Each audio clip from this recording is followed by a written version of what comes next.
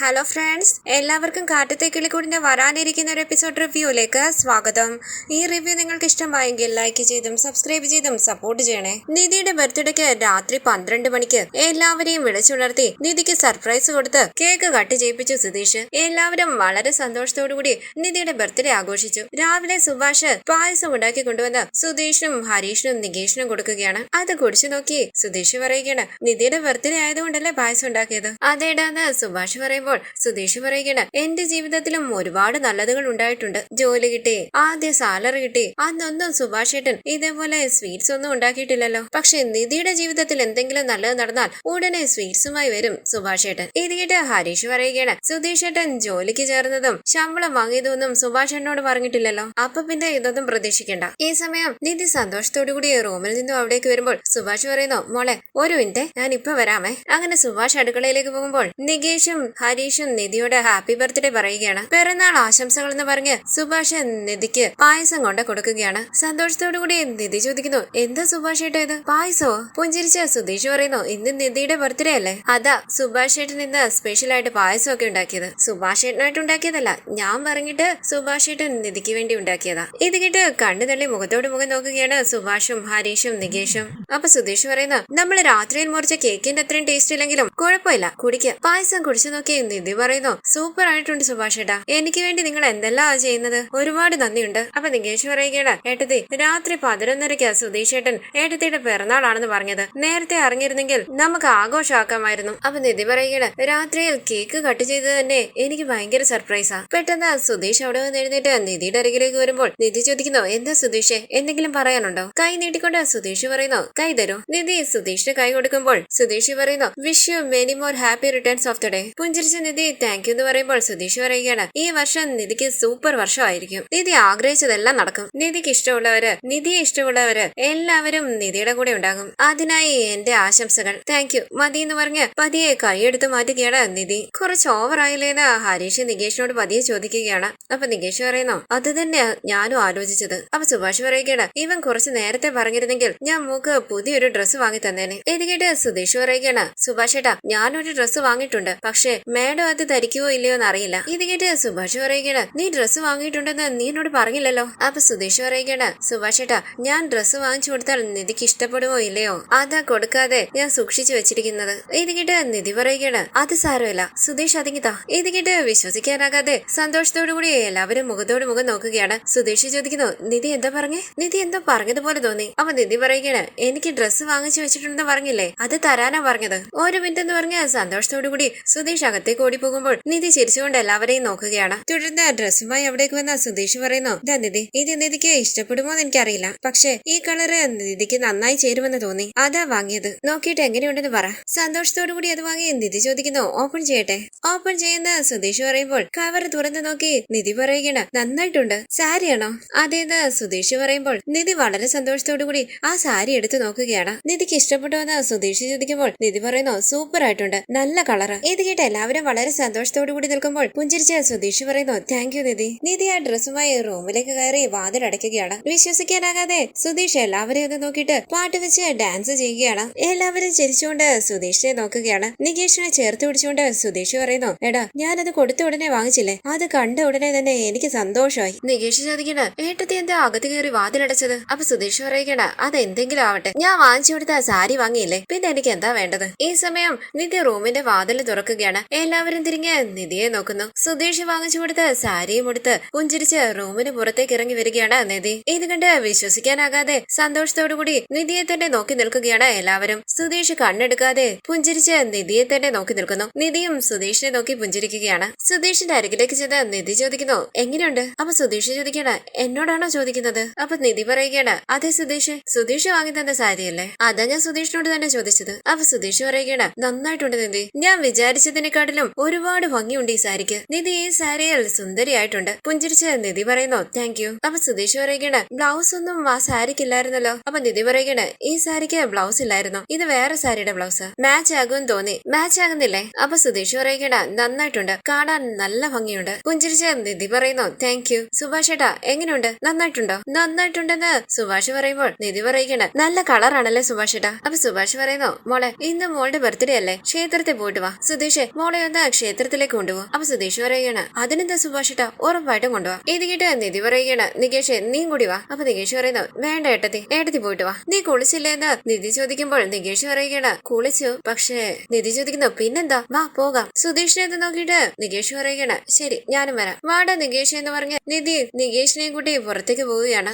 ഹരീഷിന്റെ കയ്യിൽ പിടിച്ച് സുധീഷ് പറയുന്നു ഞാൻ വാങ്ങിച്ചു കൊടുത്ത ഉടനെ ആ സാരി ഉടുത്തത് കണ്ടില്ലടാ, അത് കണ്ടപ്പോൾ എന്റെ കൈയും അനങ്ങുന്നില്ലായിരുന്നു കാലും അനങ്ങുന്നില്ലായിരുന്നു. അപ്പൊ ഹരീഷ് പറയുകയാണ് ഇവിടെ തന്നെ നിൽക്കാതെ പെട്ടെന്ന് സുധീഷ് ഏട്ടൻ ചെല്ല്, ഏട്ടത്തെയും കൂട്ടി ക്ഷേത്രത്തിലേക്ക് പോകും. തുടർന്ന് നിധിയും സുധീഷും നികേഷും സന്തോഷത്തോടു കൂടി ക്ഷേത്രത്തിലേക്ക് വരികയാണ്. നികേഷ് പറയുന്നു ഏട്ടത്തി വഴിപാടിനുള്ള റെസിപ്റ്റ് എഴുതിയിട്ട് വരാം. ശരിയടാന്ന് നിധി പറയുമ്പോൾ നികേഷ് പതിയെ സുധീഷിനോട് പറയുകയാണ് സുധീഷ് ഏട്ടാ ഞാൻ സുധീഷ് ഏട്ടന് വേണ്ടിയാണ് പോകുന്നത്, ഞാൻ ലേറ്റ് ആയിട്ടേ വരത്തുള്ളൂ. എടാ നികേഷ് എന്റെ മുത്തേന്ന് വിളിച്ച് നികേഷിനെ ഒന്ന് ചേർത്ത് പിടിച്ചിട്ട് സുധീഷ് നിധിയുടെ ഒപ്പം മുന്നോട്ട് നടക്കുകയാണ്. തുടർന്ന് നിധിയുടെ ഒപ്പം നടന്നു വരുന്ന സുധീഷ് പറയുകയാണ് നിധി ഹാപ്പി ബർത്ത്ഡേ. എത്ര തവണയാ ബർത്ത്ഡേ വിഷ് ചെയ്യുന്ന സുധീഷ് എന്ന് നിധി ചോദിക്കുമ്പോൾ സുധീഷ് പറയുകയാണ് ഇന്ന് ഫുള്ള് നിധിയുടെ ബർത്ത്ഡേ അല്ലേ, അതാ ഞാൻ ഇടയ്ക്കിടയ്ക്ക് ഹാപ്പി ബർത്ത്ഡേ പറയുന്നത്. തുടർന്ന് സുധീഷ് പറയുന്നു താങ്ക് യു നിധി. എന്തിനാണെന്ന് നിധി ചോദിക്കുമ്പോൾ സുധീഷ് പറയുകയാണ് ഞാൻ വാങ്ങിച്ചു തന്ന ഉടനെ ഈ സാരി ഉടുക്കുമെന്ന് ഞാൻ ഒട്ടും പ്രതീക്ഷിച്ചില്ല. അപ്പൊ നിധി പറയുകയാണ് എന്റെ ബർത്ത്ഡേക്ക് വേണ്ടി ആഗ്രഹിച്ചു വാങ്ങിയതല്ലേ സുധീഷ്, ഈ സാരി ബർത്ത്ഡേ അന്ന് തന്നെ ഉടുക്കുന്നതായിരിക്കും നല്ലതെന്ന് തോന്നി. അപ്പൊ സുധീഷ് പറയുകയാണ് ഞാൻ സത്യമായിട്ടും പ്രതീക്ഷിച്ചില്ല നിധി, ഞാൻ ഈ സാരി വാങ്ങിച്ചു തരുമ്പോൾ നിധി ഇത് വാങ്ങുമെന്ന് പോലും പ്രതീക്ഷിച്ചില്ല. അതെന്താ അങ്ങനെ തോന്നിയെന്ന് നിധി ചോദിക്കുമ്പോൾ സുധീഷ് പറയുകയാണ് നിധി അന്ന് വീട്ടിലേക്ക് വന്ന സമയത്ത് ഞാൻ നിധിക്ക് ഡ്രസ്സ് വാങ്ങി തന്നപ്പോൾ നിധി അത് വേണ്ടാന്ന് പറഞ്ഞില്ലേ, എന്റെ ആ ഡ്രസ്സ് തിരിച്ചു തന്നു. അതേപോലെ ഇത്തവണയും നിധി തിരിച്ചു തരുമോ എന്ന് ഒരു ഭയം ഉണ്ടായിരുന്നു. ഇത് കേട്ട് നിധി പറയുകയാണ് അന്ന് നമ്മുടെ ഇടയിൽ എന്ത് റിലേഷൻഷിപ്പ് ആണെന്ന് പോലും അറിയില്ലായിരുന്നു. അന്ന് സുഭാഷ് ഏട്ടനാണ് വാങ്ങി തന്നിരുന്നെങ്കിൽ ഞാനിത് വാങ്ങുമായിരുന്നു. എന്റെ ചേട്ടന്റെ സ്ഥാനത്താണ് അന്ന് മുതലേ ഞാൻ സുഭാഷ് ഏട്ടനെ കാണുന്നത്. അന്ന് സുധീഷ് വാങ്ങി തന്നപ്പോ എന്തിനാണ് സുധീഷ് ഡ്രസ്സ് വാങ്ങി തരുന്നതെന്ന് എനിക്ക് തോന്നി. നമ്മൾ തമ്മിൽ അങ്ങനെ ഒരു ബന്ധം ഇല്ലല്ലോ എന്ന്. ഇപ്പൊ അങ്ങനെയല്ലല്ലോ. ഇത് കേട്ട് സുധീഷ് ആകാംക്ഷയോടുകൂടി നോക്കുമ്പോൾ നിധി പറയുകയാണ് നമ്മൾ ഡിവോഴ്സ് ആകാൻ പോവുകയല്ലേ, നമ്മളിപ്പം ഫ്രണ്ട്സ് ആണ്, ഒരു ഫ്രണ്ട് ഡ്രസ്സ് വാങ്ങി തന്നാൽ ഞാൻ വാങ്ങില്ലേ. ഇത് കേട്ട് സുധീഷ് മനസ്സിൽ പറയുകയാണ് ഓ അങ്ങനെ, മനസ്സിന് സന്തോഷം തരുന്ന ഒരു വാക്ക് പറയില്ലല്ലോ ഭഗവാനെ, എന്നോടൊരു കരുണ തോന്നിക്കൂടെ, ഞാനൊരു പാവമല്ലേ, നീ ഇതെല്ലാം കാണുന്നില്ലേ, എന്റെ മനസ്സിനെ സന്തോഷിപ്പിക്കുന്ന രീതിയിൽ ഇവളോട് എന്തെങ്കിലും ഒന്ന് പറയാൻ പറ പ്ലീസ്, 4 വാക്ക് സ്നേഹത്തോടു കൂടി സംസാരിപ്പിക്കും. ഈ സമയം അവിടേക്ക് വന്ന നികേഷ് ചോദിക്കുന്നു സുധീഷ് ഏട്ടാ സംസാരിച്ചോ. അപ്പൊ സുധീഷ് പറയുകയാണ് ഒരുപാട് സംസാരിച്ചടാ, നീ വാന്ന് പറഞ്ഞ് നികേഷിനെ ചേർത്ത് പിടിച്ച് നിധിയുടെ പിന്നാലെ പോവുകയാണ് സുധീഷ്. തുടർന്ന്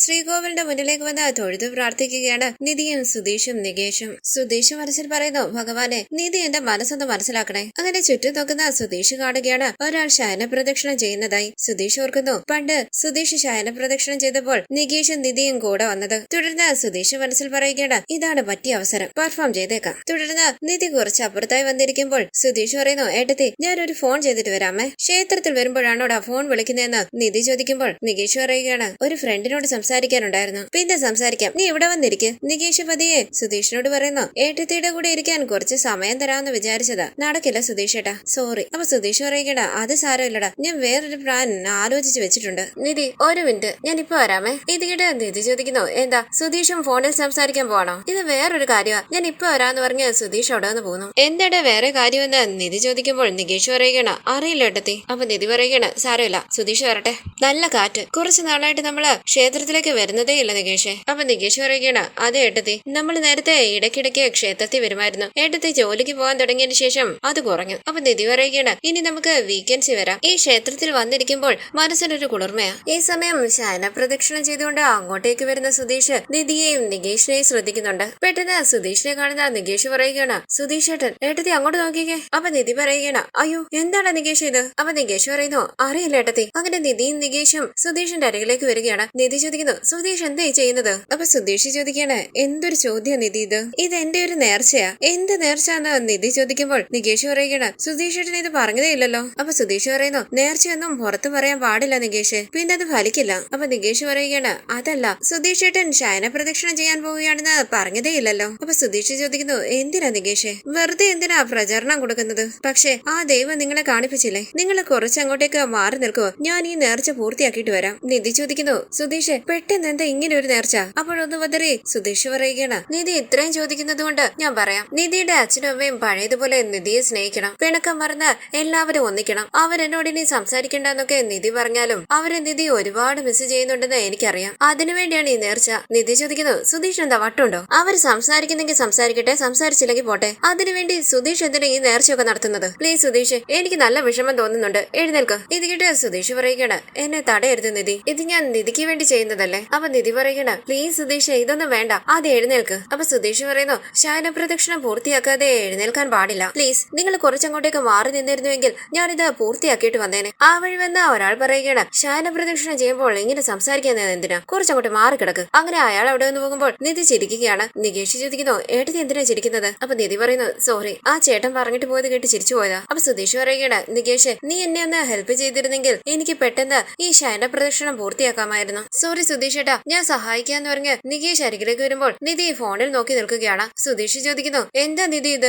അവരോട് ഫോണിൽ സംസാരിക്കരുതെന്ന് പറഞ്ഞിട്ട് നിധി ഫോണിൽ നോക്കി നിൽക്കുകയാണോ? അപ്പൊ നിധി പറയുന്നു, ഓഫീസിൽ നിന്ന് വന്ന കോളാ, ഞാൻ പുറത്തു പോയി സംസാരിച്ചിട്ട് വരാം, പ്ലീസ് തെറ്റിദ്ധരിക്കരുതേ, സോറി. ശരി, പോയി സംസാരിച്ചിട്ട് വന്ന സുധീഷ് പറയുമ്പോൾ നിധി ഫോണുമായി അവിടെ നിന്ന് പോവുകയാണ്. എന്റെ അമ്മയെ ശരീരം വേദനിച്ചിട്ട് വയ്യാന്ന് പറഞ്ഞ സുധീഷ് അവിടെ നിന്ന് എഴുന്നേൽക്കുമ്പോൾ നികേഷ് ചോദിക്കുന്നു, എന്താ സുധീഷ് ഏട്ടാ ഇത്, ഇതൊക്കെ വളരെ മോശമാട്ടോ, എപ്പോഴായി ഈ നേർച്ചയൊക്കെ നേർന്നത്, ഓവറായിട്ട് പെർഫോം ചെയ്യരുതെന്ന് പറഞ്ഞിട്ടില്ലേ? നിധി അവിടേക്ക് വരുന്നത് കണ്ട് സുധീഷ് പറയുന്നു, എടാ നിധി വരുന്നുണ്ട്, നീ എന്നെ പെട്ടെന്ന് ഉരുട്ട്. അങ്ങനെ സുധീഷ് അവിടേക്ക് കിടക്കുമ്പോൾ ശയന പ്രദക്ഷിണം ചെയ്യാൻ നികേഷ് സഹായിക്കുകയാണ്. അരികിലേക്ക് വന്ന നിധി പറയുന്നു, സുധീഷ് സോറി, ഓഫീസിൽ നിന്നും ഫോൺ വിളിച്ച് മീറ്റിംഗ് ഉണ്ട്, എത്രയും പെട്ടെന്ന് എത്തണമെന്ന് പറയുന്നു, എനിക്ക് മീറ്റിംഗിന് പോയേ പറ്റൂ, ശയന പ്രദക്ഷിണം പൂർത്തിയാക്കിയിട്ട് സുധീഷ് വന്നാ മതി. സുധീഷ് മനസ്സിൽ പറയുന്നു, നിധി, ഞാൻ നിധിക്ക് വേണ്ടിയാണ് ഈ കിടന്ന് ഉരുളുന്നത്, അതുപോലും മനസ്സിലാക്കിയില്ല, എന്നെ ഇട്ടിട്ട് പോകുന്നത് കണ്ടില്ലേ. നികേഷ്, ഞാൻ പോട്ടെ. സുധീഷ് എനിക്ക് വേണ്ടി ഇങ്ങനെയൊക്കെ ചെയ്യുമ്പോൾ എനിക്ക് നല്ല വിഷമമുണ്ട്, ദയവ് ചെയ്ത് ഇനി ഇങ്ങനത്തെ നേർച്ചകളൊന്നും നേരരുത്, ഇതിപ്പം തുടങ്ങിപ്പോയില്ലേ, അത് പൂർത്തിയാക്ക്, ഇനി ഇങ്ങനത്തെ നേർച്ചകളൊന്നും നേരരുത് പ്ലീസ്, ഞാൻ പോയിട്ട് വരാന്ന് പറഞ്ഞ നിധി അവിടെ ഒന്ന് പോകാനായി തുടങ്ങുമ്പോൾ നികേഷ് പറയുകയാണ്, എടുത്ത് ഞാനും കൂടി വരാം. അപ്പൊ നിധി ചോദിക്കുന്നു, സുധീഷിന്റെ കൂടെ ആരെങ്കിലും വേണ്ടേടാ, നീ സുധീഷിന്റെ ഒപ്പം വന്നാ മതി. സോറി സുധീഷ്, ഞാൻ പോട്ടെ എന്ന് പറഞ്ഞ് നിധി അവിടെ നിന്ന് ഓടി പോവുകയാണ്. സുധീഷ് അവിടെ നിന്ന് എഴുന്നേൽക്കുമ്പോൾ നികേഷ് ചോദിക്കുന്നു, ഇതിന്റെ വല്ല ആവശ്യം ഉണ്ടായിരുന്നോ സുധീഷ് ഏട്ടാ, വെറുതെ കിടന്ന് ഉരുളുന്നു. അപ്പൊ സുധീഷ് പറയുന്ന, എന്റെ ഒരു കഷ്ടപ്പാടും വേസ്റ്റ് ആയി പോകില്ലടാ, ഉറപ്പായിട്ടും അവൾ വൈകുന്നേരം ചോദിക്കും ശയന പ്രദക്ഷിണം പൂർത്തിയാക്കിയോന്ന്, അപ്പൊ ഞാൻ സ്കോർ ചെയ്തോളാം. ഇതിക്കിട്ട് നികേഷ് പറയുന്നു, സുധീഷ് ഏട്ടന്റെ ഓവർ പെർഫോമൻസ് വർക്ക്ഔട്ട് ആകില്ല. അപ്പൊ സുധീഷ് പറയുന്നു, നീ അത് വിടടാ, നീ നിന്റെ ചേട്ടനെ താങ്ങി പിടിച്ചോണ്ട് പോണേ, നടുവേദന സഹിക്കാനാകുന്നില്ല. ശരി വാന്ന് പറഞ്ഞ് നികേഷ് സുധീഷിനെ താങ്ങി പിടിച്ച് അവിടെ നിന്ന് കൊണ്ടുപോവുകയാണ്. തുടർന്ന് കോൺസ്റ്റബിൾ ഗോപിയുടെ ഭാര്യ നിധിയുടെ ഫോണിലേക്ക് വിളിക്കുകയാണ്. ഓഫീസിൽ വർക്ക് ചെയ്തുകൊണ്ടിരിക്കുന്ന നിധി ഫോൺ അറ്റൻഡ് ചെയ്യുമ്പോൾ ഗോപിയുടെ ഭാര്യ ചോദിക്കുന്നു, നീ ആരാടി? അപ്പൊ നിധി ചോദിക്കാണ്, എന്റെ ഫോണിലേക്ക് വിളിച്ചിട്ട് ഞാൻ ആരാണെന്നോ, നിങ്ങൾ ആരാ? അപ്പൊ ഗോപിയുടെ ഭാര്യ ചോദിക്കാണ്, നീ എന്തിനാടി ഇടയ്ക്കിടയ്ക്ക് എന്റെ ഭർത്താവിനെ വിളിക്കുന്നത്, എനിക്കൊന്നും മനസ്സിലാകില്ല എന്ന് വിചാരിച്ചോ? അപ്പൊ നിധി പറയുകയാണ്, നിങ്ങൾ വിളിച്ചത് റോങ് നമ്പർ ആണെന്ന് തോന്നുന്നു, കറക്റ്റ് നമ്പർ ആണോ എന്നൊന്ന് ചെക്ക് ചെയ്ത് നോക്ക്. അപ്പൊ ഗോപിയുടെ ഭാര്യ പറയുകയാണ്, ഞാൻ കറക്റ്റ് നമ്പറിലേക്ക് തന്നെയാ വിളിച്ചത്, എന്റെ ഭർത്താവ് നീയും കൂടി ഞാൻ അറിയാതെ മറങ്ങി സംസാരിക്കാറില്ലേ? അപ്പൊ നിധി പറയുകയാണ്, നിങ്ങൾ ആരെങ്കിലും ആയിക്കോട്ടെ, പക്ഷെ ഞാൻ നിങ്ങളുടെ ഭർത്താവിനെ ഒന്നും വിളിച്ചിട്ടില്ല, നിങ്ങൾ എന്തൊക്കെയോ തെറ്റിദ്ധരിച്ച് വിളിച്ചിരിക്കുക, എനിക്ക് നിങ്ങളെ അറിയില്ല. അപ്പൊ ഗോപിയുടെ ഭാര്യ ചോദിക്കാണ്, ഞാൻ വിളിച്ചാൽ എന്നെ അറിയാത്തതുപോലെ അഭിനയിക്കണമെന്ന് പറഞ്ഞോ അയാള്, എന്റെ ഭർത്താവിനെ നീ കാണാൻ വരുമെന്നൊക്കെ പറഞ്ഞില്ലേ? ഇത് കേട്ട് നിധി പറയുകയാണ്, ഞാൻ ആരോടും കാണാൻ വരണമെന്നൊന്നും പറഞ്ഞിട്ടില്ല, നിങ്ങൾക്ക് എന്താ ഭ്രാന്തുണ്ടോ? ഇത് കേട്ട് ദേഷ്യത്തോടുകൂടി നിധിയോട് സംസാരിക്കുകയാണ് ഗോപിയുടെ ഭാര്യ. നിധിയും ദേഷ്യത്തോടുകൂടി അവരോട് സംസാരിക്കുന്നു. നിധിയുടെ ഫ്രണ്ട് ചോദിക്കുന്നു, ആരാ നിധി? അപ്പൊ നിധി പറയുകയാണ്, റോങ് നമ്പർ ആണെന്ന് തോന്നുന്നു, എന്റെ നമ്പറിലേക്ക് ഡയൽ ചെയ്തിട്ട് വായി വരുന്നതൊക്കെ വിളിച്ചു പറയുക. ഫ്രണ്ട് പറയുന്നു, നിധി എന്തിനാ ഇവരോടൊക്കെ സംസാരിക്കാൻ പോകുന്നത്, ഫോൺ വെക്ക്. ഇത് കേട്ട് നിധി കോള് കട്ട് ചെയ്യുമ്പോൾ ഫ്രണ്ട് പറയുന്നു, ഇതേപോലത്തെ റോങ് കോൾസ് ഒന്നും എടുക്കരുത്, ആ ദിവസം തന്നെ പോയി കിട്ടും. നിധി പറയുകയാണ്, അവർക്ക് ഭ്രാന്താണെന്ന് തോന്നുന്നു, അല്ലെങ്കിൽ പിന്നെ ഇങ്ങനെ സംസാരിക്കൂ. തുടർന്ന് ഗോപി വീട്ടിലേക്ക് വരുമ്പോൾ ഭാര്യ ദേഷ്യപ്പെടുകയാണ്. ഏതോ ഒരുത്തിയെ നിങ്ങൾ കാണാൻ പോകുന്നുണ്ടെന്ന് ഇന്നലെ രാത്രി ഫോണിലൂടെ പറയുന്നത് ഞാൻ കേട്ടതാ, അവക്ക് എന്തൊരു അഹങ്കാരോ, ഞാൻ വിളിച്ചപ്പോൾ എന്ത് അഹങ്കാരത്തിലാണ് അവളെന്നോട് സംസാരിച്ചത്? ഗോപി ചോദിക്കുന്നു, ആർക്കാടി നീ ഫോൺ വിളിച്ചത്? കേസിന്റെ കാര്യമായിരിക്കും ഞാൻ ഇന്നലെ ആ സ്ത്രീയോട് സംസാരിച്ചത്, നീ എന്തിനാ അവരെ തിരിച്ചു വിളിച്ചത്? ഞാൻ സാധാരണ ഒരു കോൺസ്റ്റബിൾ അല്ലേ, എന്റെ പിന്നാലെ ഏത് പെണ്ണ് വരാനാ? ഇത് കേട്ട് ഭാര്യ ചോദിക്കുകയാണ്, അപ്പൊ നിങ്ങള് ഇൻസ്പെക്ടർ ആയിരുന്നെങ്കിൽ നിങ്ങളുടെ പിന്നാലെ പെണ്ണുകള് വന്നേനെ അല്ലേ? ഇത് കേട്ട് ഗോപി തലയിൽ കൈവച്ച് നിൽക്കുമ്പോൾ ഗോപിയുടെ ഫോണിലേക്ക് വിളിക്കുകയാണ് നിധി. ഗോപി ഫോൺ എടുക്കാൻ പോകാൻ തുടങ്ങുമ്പോൾ തടഞ്ഞുകൊണ്ട് ഭാര്യ ചോദിക്കുന്നു, അവളല്ലേ ഈ വിളിക്കുന്നത്? എന്റെ കോള് കട്ട് ചെയ്തിട്ട് നിങ്ങളെ വിളിച്ചിരിക്കുക, ഞാൻ അവളെ ഫോണിൽ വിളിച്ച കാര്യം പറയാൻ വേണ്ടി വിളിക്കുമായിരിക്കും, ആ കാര്യം പറഞ്ഞ് നമ്മൾ രണ്ടുപേരും കൂടി ആടി കൂടണം, അതായിരിക്കും അവളുടെ പ്ലാൻ. നിനക്കെന്താടി ഭ്രാന്താണോ എന്ന് ഗോപി ചോദിക്കുമ്പോൾ ഭാര്യ പറയുകയാണ്, അവളും എന്നോട് ഇത് തന്നെയാ ചോദിച്ചത്, അപ്പൊ നിങ്ങള് അവളോട് പറഞ്ഞിരിക്കുന്നത് ഞാൻ ഭ്രാന്തിയാണെന്നല്ലേ? ഇത് കേട്ട് ഗോപി പറയുകയാണ്, ഈ നാട്ടിൽ ആരോട് ചോദിച്ചാലും നിനക്ക് വട്ടാണെന്നേ പറയത്തുള്ളൂ, ഇത് കേസുമായി ബന്ധപ്പെട്ട കോളാണ്, അനാവശ്യമായിട്ട് ഈ കാര്യത്തിൽ കയറി ഇടപെടണ്ട, നീ പോയി നിന്റെ ജോലി നോക്ക്, പോടി എന്ന് പറഞ്ഞ ഫോണും എടുത്ത് പുറത്തേക്ക് പോയി കോൾ അറ്റൻഡ് ചെയ്യുകയാണ് ഗോപി. നിധി ചോദിക്കുന്നു, സർ ഞാൻ എപ്പോഴാ സ്റ്റേഷനിലേക്ക് വരേണ്ടത്? മോളുടെ സൗകര്യം പോലെ വന്നാ മതി, ഞാൻ സ്റ്റേഷനിൽ ഉണ്ടാകുമെന്ന് ഗോപി പറയുമ്പോൾ നിധി പറയുകയാണ്, ആ സ്റ്റേഷൻ എവിടാണെന്ന് എനിക്ക് കറക്റ്റ് ആയിട്ട് അറിയില്ല. അപ്പോൾ ഗോപി പറയുന്നു, മോടെ കല്യാണം നടന്നത് അവിടെ അല്ലേ? എനിക്ക് ആ സ്ഥലം കൃത്യമായിട്ട് അറിയില്ല എന്ന് നിധി പറയുമ്പോൾ ഗോപി പറയുന്നു, വാമനപുരം, അവിടെ വന്ന് ആരോട് ചോദിച്ചാലും പോലീസ് സ്റ്റേഷൻ എവിടാണെന്ന് പറഞ്ഞുതരും. ശരി എന്ന് നിധി പറയുമ്പോൾ ഗോപി ചോദിക്കുകയാണ്, നേരിൽ കണ്ട് സംസാരിക്കണമെന്നൊക്കെ മോള് പറയുന്നുണ്ടല്ലോ. മോളുടെ ഭർത്താവ് മോളെ ടോർച്ചർ ചെയ്യുന്നുണ്ടോ? ഇത് കേട്ട് നിധി പറയുന്നു, അയ്യോ അങ്ങനെയൊന്നുമില്ല. സാറിനെ കണ്ട് എനിക്കൊരു കാര്യം ചോദിക്കാനുണ്ട്, അതുകൊണ്ടാ. ശരി മോളെ, ഞാൻ സ്റ്റേഷനിലുണ്ടാകും. മോൾ എങ്ങനെയാ വരുന്നതെന്ന് ഗോപി ചോദിക്കുമ്പോൾ നിധി പറയുകയാണ്, ഞാൻ ബസ്സിലാ വരിക. അപ്പൊ ഗോപി പറയുന്നു, ഞാൻ 6 മണി വരെ സ്റ്റേഷനിൽ കാണും, അതിനുള്ളിൽ വരണേ. ശരി സർ, ഞാൻ ഉടനെ വരാന്ന് പറഞ്ഞ് നിധി കോള് കട്ട് ചെയ്യുകയാണ്. തുടർന്ന് നിധി ഓഫീസിൽ നിന്ന് വരുമ്പോൾ സർപ്രൈസ് കൊടുക്കാനായി വീടൊക്കെ ഡെക്കറേറ്റ് ചെയ്യുകയാണ് സുധീഷും നികേഷും. എടാ, വീട് മുഴുവൻ ബലൂൺ വേണോടാ, ഊതടാ, സമയമില്ല. അപ്പൊ നികേഷ് പറയുകയാണ്, ഇന്ന് രാവിലെ ക്ഷേത്രത്തിൽ വെച്ച് ശയന പ്രദക്ഷിണം ചെയ്തില്ലേ, ആദ്യം തന്നെ ഏട്ടത്തി സർപ്രൈസ് ആയിട്ടിരിക്കുമായിരിക്കും. ഇനിയും പുതിയതായിട്ട് എന്ത് സർപ്രൈസ് ആകാൻ? അപ്പൊ സുധീഷ് പറയുകയാണ്, നീ എന്ത് വേണമെങ്കിലും പറഞ്ഞോ, ഞാൻ ആഗ്രഹിച്ച് വാങ്ങിച്ചു കൊടുത്ത സാരി കൊടുത്തത് കണ്ടില്ലേ, അന്ന് നിന്നെ മനസ്സിലാകില്ലേടാ അവക്ക് എന്നോട് പ്രണയം ഉണ്ടെന്ന്. നീ ഒന്ന് ആലോചിച്ച് നോക്ക്. അവള് വീട്ടിൽ വന്ന സമയത്ത് ഞാൻ അവക്കൊരു ഡ്രസ്സ് വാങ്ങിച്ചു കൊടുത്തില്ലായിരുന്നു, അത് വേണ്ടാന്ന് പറഞ്ഞു. ഞാൻ അവൾക്ക് വേണ്ടി എന്തെങ്കിലും ചിലവാക്കിയാൽ എനിക്ക് വേണ്ടി എന്തിനാ ചിലവാക്കുന്നത്? എന്റെ കാര്യം ഞാൻ നോക്കിക്കോളാം, എന്നെ ഡ്രോപ്പ് ചെയ്യേണ്ട ആവശ്യമില്ല, ഞാൻ തനിച്ചു പൊയ്ക്കോളാം, എന്നെ നോക്കാൻ എനിക്കറിയാം, ഞാൻ ബസ്സിൽ പൊയ്ക്കോളാം, ഇങ്ങനെയല്ലേ എപ്പോഴും പറയുക. ചെയ്യുന്ന അവളുടെ ബർത്ത്ഡേക്ക് ഞാൻ സാരി വാങ്ങിച്ചു കൊടുത്തപ്പോൾ അത് അവള് സന്തോഷത്തോടെ വാങ്ങിച്ചെന്ന് മാത്രമല്ല, ഉടനെ ആ സാരി ഉടുത്തോണ്ട് വന്നില്ലേ, അതിൽ നിന്ന് തന്നെ നമുക്ക് മനസ്സിലാകില്ലേ അവൾ എന്നെ ഒരുപാട് ഇഷ്ടപ്പെടുന്നുണ്ടെന്ന്. നിനക്ക് അങ്ങനെ തോന്നിയില്ലേടാ? അറിയില്ല സുധീഷ് ഏട്ടാന്ന് നികേഷ് പറയുമ്പോൾ സുധീഷ് പറയുകയാണ്, എന്നെ ഒന്ന് ആശ്വസിപ്പിക്കാൻ വേണ്ടിയെങ്കിലും എനിക്ക് അങ്ങനെ തോന്നിയെന്ന് പറഞ്ഞുകൂടേടാ നിനക്ക്. നികേഷ് പറയുകയാണ്, ശരി ഇതെല്ലാം ഓക്കെ, കേക്ക് വാങ്ങിയായിരുന്നു. അപ്പൊ സുധീഷ് പറയുന്നു, നല്ലൊരു കേക്ക് ഞാൻ ഓർഡർ ചെയ്തിട്ടുണ്ടാ, അത് മാത്രമല്ല ഒരുപാട് സർപ്രൈസുകൾ ഞാൻ ഒരുക്കി വെച്ചിട്ടുണ്ട്, നീ നോക്കിക്കോ, ഇന്ന് അവൾ എന്റെ പ്രണയത്തിൽ വീഴും. അപ്പൊ നികേഷ് പറയുകയാണ്, ഇത്രയും ബലൂൺ കൊണ്ടിട്ട് ഏട്ടത്തി വീഴാതിരുന്ന ഭാഗ്യം. ഈ സമയം ഭാസ്കറിനകത്തേക്ക് കയറി വരികയും ഒരു ബലൂൺ പൊട്ടുകയാണ്. നികേഷും സതീഷും ദേഷ്യത്തോടു കൂടി ഭാസ്കരനെ നോക്കുമ്പോൾ ഭാസ്കരൻ പറയുകയാണ്, എന്താടാ ഇത്, വീട് മുഴുവൻ ബലൂൺ വെച്ചിരിക്കുന്നത്, ഇന്നെന്താ സ്വാതന്ത്ര്യദിനമാണോ? സ്വാതന്ത്ര്യദിനത്തിനാണോ ഇതെല്ലാം ചെയ്യുന്നതെന്ന് സുധീഷ് ചോദിക്കുമ്പോൾ ഭാസ്കരൻ ചോദിക്കുകയാണ്, പിന്നെന്തിനാ, എന്താ വിശേഷം? പെട്ടെന്ന് ഒരു ബലൂൺ കൂടി പൊട്ടുകയാണ്. ദേഷ്യത്തോടു കൂടി സുധീഷ് പറയുന്നു, ദയവ് ചെയ്ത് നിങ്ങൾ പോകുന്നതാ നല്ലത്, ഞാൻ നല്ല മൂഡിലിരിക്കുക, എന്റെ സ്വഭാവം മാറ്റരുത്. ഭാസ്കരൻ ചോദിക്കുന്നു, നിങ്ങളുടെ പ്ലാൻ എന്താടാ? അപ്പൊ സുധീഷ് പറയുകയാണ്, വെറുതെ ശല്യം ഉണ്ടാകാതെ മര്യാദയ്ക്ക് നിങ്ങൾ പുറത്തു പോയിരിക്കുക, അല്ലെങ്കിൽ പോയി ചായ കടയിൽ നിന്ന് ചായ കുടിക്കുക, പുറത്തുനിന്ന് ഭക്ഷണമൊക്കെ കഴിച്ച് ലേറ്റ് ആയിട്ട് വന്നാൽ മതി. ഭാസ്കരൻ ചോദിക്കുന്നു, ഞാൻ ലേറ്റ് ആയിട്ട് വരണമെന്നോ? നീയൊക്കെ എന്താടാ പ്ലാൻ ചെയ്യുന്നത്? വീടൊക്കെ ഡെക്കറേറ്റ് ചെയ്ത് എന്റെ വീട് വിൽക്കാനാണോ? ഇത് കേട്ട് സുധീഷ് പറയുകയാണ്, അതെ അതെ, ഇത് വിറ്റിട്ട് വേണം കോടിക്കണക്കിന് രൂപയുമായി ഞങ്ങൾക്ക് രക്ഷപ്പെടാൻ. ഒന്ന് പോന്ന് പറഞ്ഞ ഭാസ്കരനെ അവിടെ നിന്ന് പറഞ്ഞു വിടുകയാണ് സുധീഷ്. ശേഷം സുധീഷും നികേഷും കൂടി വീടെല്ലാം ഡെക്കറേറ്റ് ചെയ്യുകയാണ്. ഈ സീരിയലിന്റെ കൂടുതൽ വീഡിയോസിനായി ചാനൽ സബ്സ്ക്രൈബ് ചെയ്ത് സപ്പോർട്ട് ചെയ്യണേ. താങ്ക്